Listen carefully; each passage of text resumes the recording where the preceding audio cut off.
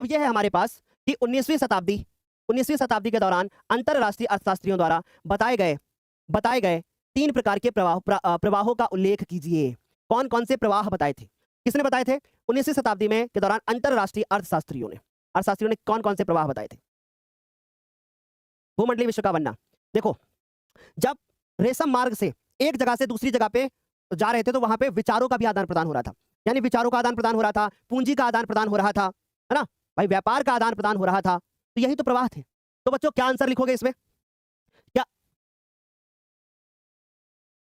क्या आंसर लिखोगे इसमें?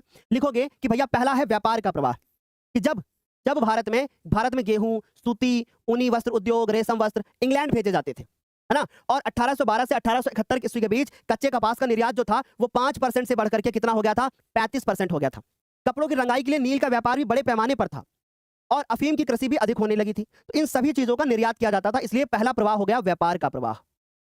दूसरा प्रवाह पूंजी या फिर श्रम का प्रवाह।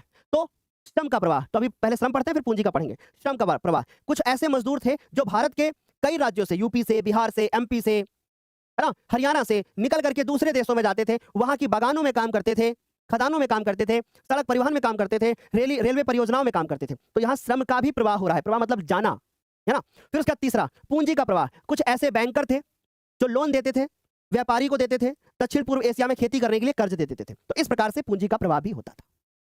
क्या बच्चों यहां तक किसी को कोई समस्या? एक बार फटाफट से बताना, फिर मैं आगे चलूंगा। इसका आंसर आएगा तो लिख लोगे आप लोग? लिख लोगे ना? अगला देखो क्वेश्चन कि